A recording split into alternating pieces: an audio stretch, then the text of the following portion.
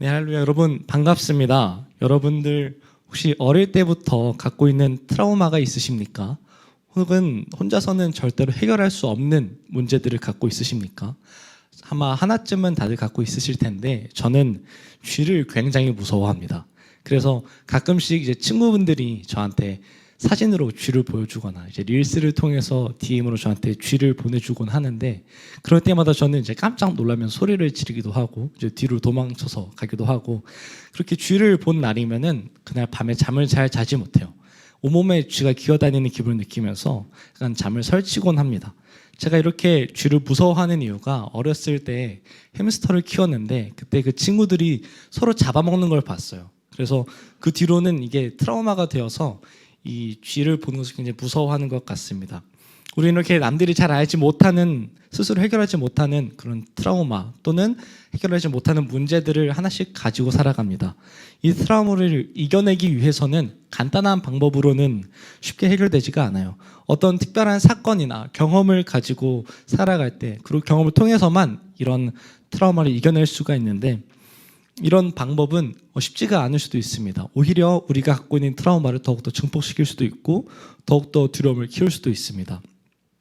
여러분, 그렇다면 혹시 만화는 혹시 좀 좋아하십니까? 저는 만화를 되게 좋아하는데, 저는 한국에 있는 웹툰 또는 일본에 있는 애니메이션 또는 미국의 마블이라든가 DC, 그러는 모든 만화들을 좋아하는 소위 덕후라는 사람입니다.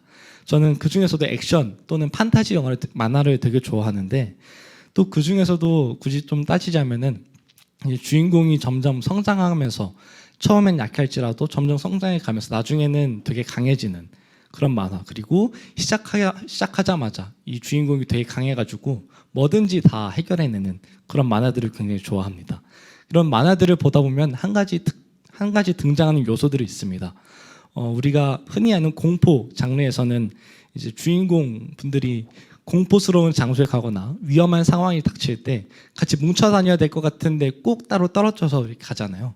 이제 그런 것처럼, 또는 멜로 장르에서는 주인공 남녀가 꼭 만나야 되는 그 중요한 타이밍, 그때 서로가 만나야 하지만 같은 장소에 있으면서도 서로가 서로를 알아보지 못하는 그런 클리셰들이 있습니다. 제가 그렇다면 제일 좋아하는 영화, 액션 장르에서는 주인공이 항상 절대 이기지 못하는 트라우마 또는 해결하지 못하는 사건 또는 적이 등장합니다. 그리고 이런 트라우마를 주인공이 어떠한 계기로 인해서 각성하고 레벨업을 하고 나서 이런 트라우마 또는 적을 이기게 되고 사건을 해결하게 되는 그런 클리셰들을 참 좋아하는 것 같아요. 여러분들도 한 번쯤은 보셨을 겁니다. 그래서 제가 이렇게 만화를 좋아하는 이유가, 어쩌면 제가 할 수 없는 것, 제가 이겨낼 수 없는 이런 트라우마들을 이겨내고, 제가 할 수는 없지만 이 주인공은 멋지게 이겨내고 성장하는 모습을 보면서 대리만족을 느끼는 것일지도 모르겠습니다. 오늘 성경에는 이렇게 각성을 이루어낸 존재들이 등장합니다. 바로 오순절의 성령 강림 사건을 이후로 등장하는 사도들입니다. 그리고 트라우마를 갖고 있는 존재 또한 등장해요. 바로 안진뱅입니다.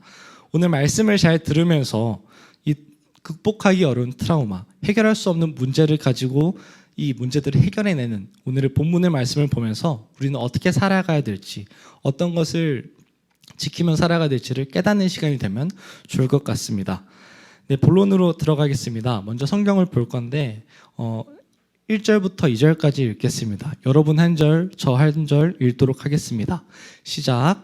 제9시 기도 시간에 베드로와 요한이 성전에 올라갈새 나면서 못 걷게 된 이를 사람들이 메고 오니 이는 성전에 들어가는 사람들에게 구걸하기 위하여 날마다 미문이라는 성전 문에 두는 자라. 아멘. 네, 오늘 본문에 대해 얘기하기에 앞서서 먼저 시간에 대해서 짧게 얘기하고자 합니다. 오늘 성경은 제 당시 시간이 제9시라고 얘기하고 있습니다. 하지만 세번역 성경과 영어 성경 중에 NIV를 찾아보면은 오후 3시 그리고 at 3 in the afternoon 이라고 얘기하고 있어요. 네, 이 시간은 시간이 다른 게 아니라 표기하는 방법이 다르기 때문에 발생하는 차이입니다. 유대인들의 하루의 시작은 우리 기준으로 오전 6시였습니다. 그리고 우리는 반대로 오전 6시가 아니라 12시가 하루의 시작이라 생각하죠. 그래서 우리 시간을 표기하는 방법이 달랐기 때문에 이렇게 차이가 생기는 것입니다. 그래서 성경에 나타난 제9시는 유대인 기준으로 쓰였을 것이고 또 오후 3시라고 적혀 있는 것은 우리 기준으로 쓰였은 것을 인식하면 좋을 것 같습니다. 그래서 제9시 우리들의 기준으로 오후 3시에 베드로와 요한은 이 두 사도들은 그러고 안진뱅이는 성전에 올라갑니다. 근데 성전으로 올라가는 목적이 다 달라요. 이 두 사도는 기도 시간에 기도를 하러 올라간다라고 성경에 적혀 있습니다. 하지만 이 안진뱅이는 구걸을 하기 위하여서 날마다 올라간다라고 성경에 적혀 있어요. 여러분들은 혹시 성전에 오는 이유, 성전에 이 교회에 오실 때 어떤 목적을 갖고 오십니까? 우리가 각자 다 다른 삶을 살아가고 다른 생각을 가지고 다른 일상 또는 다른 시간을 갖고 가지면서 살아가지만 그러면서 같이 교회에 올 때 같이 똑같은 생각을 하고 오진 않습니다. 하지만 같은 목적을 갖고는 교회에 나와요. 그 목적은 바로 하나님을 예배하기 위해서 나오는 것인데 우리는 이 목적을 잃어버리고 교회 오지 않죠. 오늘 내가 교회 와서 좀 장사를 해봐야 되겠다. 오늘 돈을 좀 벌어야겠다라는 생각으로 오지 않습니다. 또는 내가 오늘 세운 청년한테 또는 이제 채란 자매님 또 목사님한테 사기를 쳐가지고 돈을 좀 빼먹어야겠다. 등골을 좀 쪽쪽 빼먹어야겠다라는 생각을 가지고 나오지 않습니다. 우리 모두가 교회에 오는 목적은 예배를 드리기 위해서 하나님을 예배하기 위해서 교회에 나옵니다. 사도들이라고 해서 다르지 않았어요. 그들은 그저 기도 시간에 기도를 하러 예배를 드리러 성전에 올라갔습니다. 하지만 어떻게 보면 성전을 생각하는 인식은 다를 수 있을 것 같아요. 사도들에게 성전이란 공간은 예수님을 잡아간 베드로, 예수님을 잡아간 바리새인들 그리고 그 당시 권력층들이 있었던 장소입니다. 그래서 이 사도들에게 성전은 어떻게 보면은 트라우마가 될 수 있는 존재들이 같이 있는 공간이에요. 원수들이 함께 모여있는 공간이라고 생각하시면 될 것 같습니다. 근데 오늘 본문은 오순절에 있는 성령 강림 사건 이후에 등장하는 이야기입니다. 오순절에 성령의 임재하심을 느끼고 예수님이 나의 그리스도시다 라고 고백하면서 그들은 한 단계 영적인 각성을 이루어냈을 것이고 각성을 이루어냈고 그렇게 각성을 이루어낸 사도들에게 성전은 더 이상 문제의 공간이 아니라 그저 하나님을 예배하며 하나님을 찬양하며 그곳에 누가 있든지 그곳에서 누가 거기서 무엇을 하든지 그것은 중요하지 않고 그곳은 그저 하나님 예배하기 위한 공간 그 이상의 그 의미 이하도 아닌 의미가 되었을 것입니다. 그래서 하나님을 그저 예배하기 위해서 성전으로 나아갔습니다. 하지만 안진뱅이는 달랐습니다. 그는 날 때부터 걸을 수가 없었죠. 우리가 유대 사회에서 몸에 장애가 있는 그런 사람들은 성전에 들어갈 수 없다는 말을 의미하기 때문에 그는 성전에 들어가고 싶어도 날 때부터 들어갈 수가 없었습니다. 그는 어린 시절부터 또는 태어날 때부터 사람들은 다 갈 수 있고 들어갈 수 있는 성전에 들어갈 수가 없었고 아무리 갈 수 있는 곳이 아무리 가봤자 성전 문 앞, 그 미문이라는 문 앞이 최대였을 거예요. 그래서 성전에 가는 것이 자신에게는 은혜와 감사의 시간, 자신에게는 행복한 시간이 아니라 그곳에서 오히려 내가 거절을 당하고 차별을 당하는 내가 그곳에 들어갈 수 없는 그런 나에게 불합리한 공간으로 느껴졌을 것입니다. 그렇게 태어나면서부터 자신이 절대로 해결할 수 없는 문제, 이 달이라는 문제를 가지고 살아가면서 성전이라는 곳이 점점 트라우마로 바뀌었을 것입니다. 그래서 이런 문제들은 계속해서 자신을 더욱더 삶의 밑바닥으로 끌고 가는 자신의 삶을 망가뜨리게 되었을 거예요. 하지만 아이러니하게도 유대 사회에서 이런 약자들을 위해서 사회적인 약자들을 위해서 구제 행위를 하는 것은 유대인들의 미덕이었습니다. 그래서 유대인들이 가장 많이 모이는 성전 그 문 앞에서 구걸을 하면은 그렇게 구걸하는 것들이 그런 행위들이 그 당시 시대상에서는 굉장히 자연스러운 풍경이었습니다. 우리가 어렸을 때 서울랜드나 에버랜드에 가서 그때 서울랜드에 사람들이 많을 때 같이 걸어가다 보면 입구에 몸이 아프신 분들이 구걸을 하는 광경 한두 번 본 적이 있을 겁니다. 그 비슷한 거라고 생각하시면 좋을 것 같아요. 그래서 얀진뱅이가 구걸을 하면은 유대인들은 아마 이따금씩 자신의 은과 금을 자신의 물질적인 것을 자신의 돈을 조금씩 떼어서 나누어 주었을 것입니다. 그렇기 때문에 성전에 가는 것이 자신에게 트라우마가 되더라도 트라우마를 불러일으키는 공간에 가더라도 구걸하면서 살아가기 위해서 성전에 갔을 겁니다. 그리고 구걸을 하면서 자신의 입장을 계속해서 생각했겠죠. 나는 구걸을 해야 살아갈 수가 있겠구나. 내가 무릎을 제대로 꿇지도 못하고 앉지도 눕지도 못한 자세로 있으면서 이렇게 바닥을 기면서 구걸을 해야 된다 라는 생각을 하고 그런 행동을 하면서 계속해서 자신의 트라우마를 드러내고 자신의 약점을 드러내고 자신 해결할 수 없는 문제들을 사람들 앞에 보여줄 때마다 자신은 아마 더더욱 깊은 절망 속으로 빠져들었을 것입니다. 이렇게 사도와 안진뱅이들은 모두 성전이 트라우마라는 공간이었겠지만 반대의 목적을 갖고 성전에 나아갑니다. 누군가는 국어를 위해서, 누군가는 예배를 드리기 위해서 성전으로 나아갑니다. 여러분, 우리가 성전으로 이 교회로 나아올 때 하나님을 예배하기 위한 목적을 갖고 나아와야 됩니다. 그 목적을 잃어버리면은 그 목적에 다른 것이 더하여지거나 혹은 예배가 빠지게 되면은 그것은 원래 목적을 잃어버렸다라고 말할 수 있습니다. 오늘 본문에서 안진뱅이는 성전에 구걸을 하러 나아갑니다. 어찌 보면 예배가 목적이 아니라 돈을 목적으로 해서 성전으로 가고 반대로 사도들은 하나님께 예배를 드리기 위한 목적을 갖고 성전으로 나아갑니다. 그렇다면 오늘날 우리는 예배에 올 때, 이 교회에 오실 때, 성전에 오실 때 어떤 목적을 갖고 나아오는지 생각하면 좋을 것 같습니다.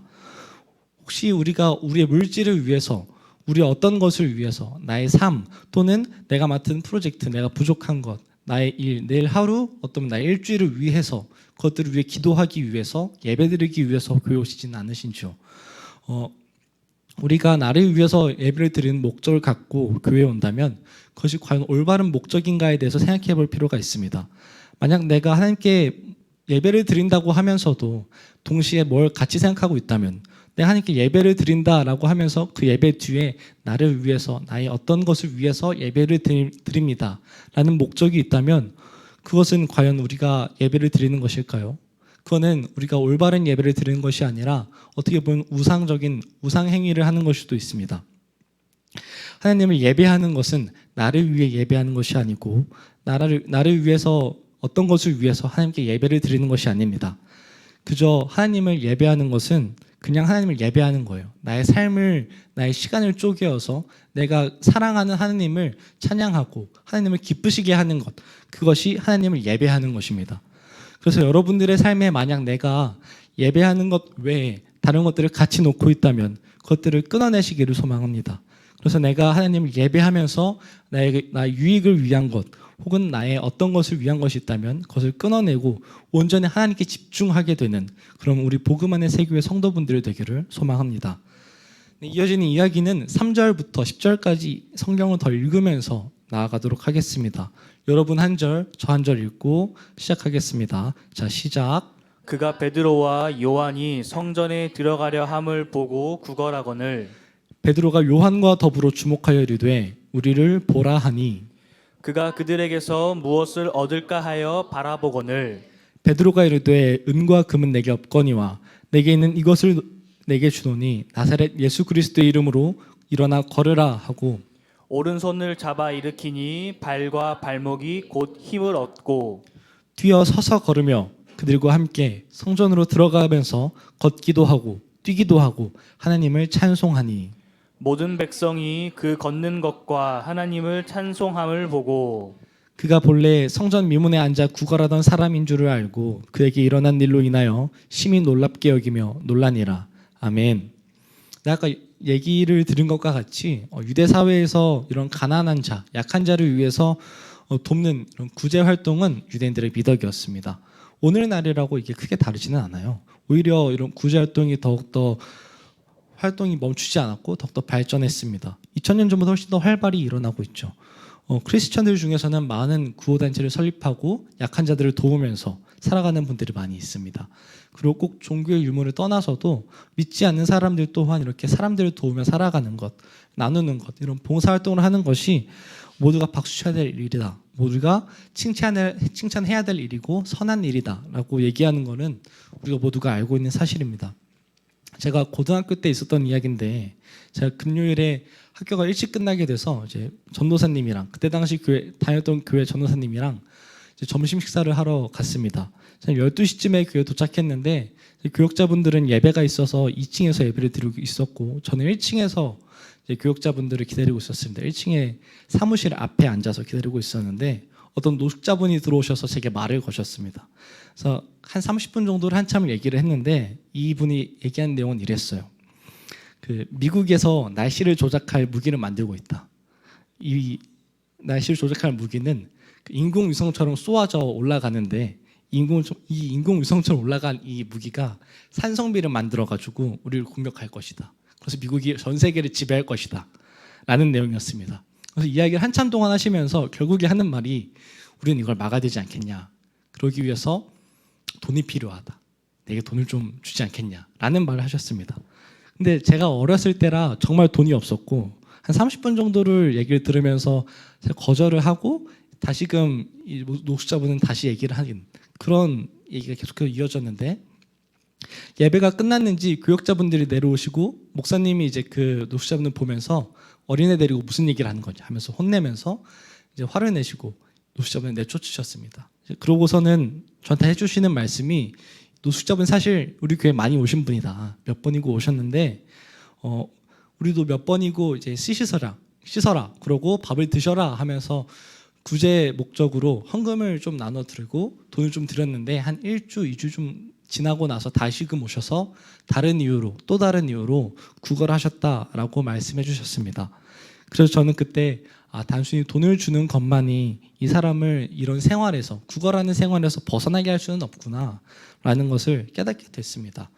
여러분 정말 가난하고 이렇게 구걸하시는 분들한테 돈을 주는 구제 활동 또는 한 끼 식사를 대접해 드리는 것이 이런 문제의 근본적인 해결 방법일까요? 우리는 이것이 근본적인 문제 해결 방안이다라고는 말하지 않습니다.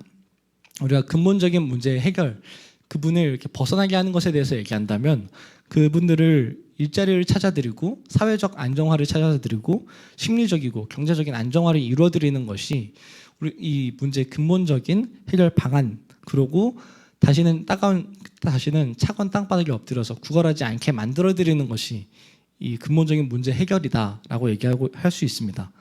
저는 구제 활동, 이런 기부가 나쁘다고 말하는 것이 아닙니다. 그것은 분명히 필요하고 우리가 실천해야 될 덕목이면서 선한 영향력을 끼치는 그런 일입니다. 다만 그 구제 활동만으로는 이 사람의 삶을 구원해낼 수 없다는 것을 얘기하고 싶습니다. 그렇다면 우리가 나눠야 될 것은 무엇이 있겠습니까? 우리가 이 사람의 구원을 정말로 바란다면 우리는 구원의 방법을 나눠야 되지 않겠습니까? 오늘 말씀에서 사도들은 이 안진뱅이에게 구원의 방법을 얘기합니다. 그것은 바로 예수의 이름을 얘기하고 있습니다. 믿지 않는 사람들이나 믿는 사람들이나 누구든지 구제 활동은 얼마든지 할 수 있습니다. 기부도 얼마든지 할 수 있고 사회적 약자를 위한 직접적이고 간접적인 봉사들은 얼마든지 할 수 있습니다. 그렇다면 우리가 나눠야 될 것이 좀 되지 않겠습니까? 우리가 그들과 똑같이 그냥 봉사하고 나누고 살아간다면 그냥 봉사를 하는 것, 그냥 나누고 기부하는 것에 그치지 않습니다. 우리가 정말 하나님을 믿는 자들이라면 나눠야 될 것도 달라져야 될 것이에요.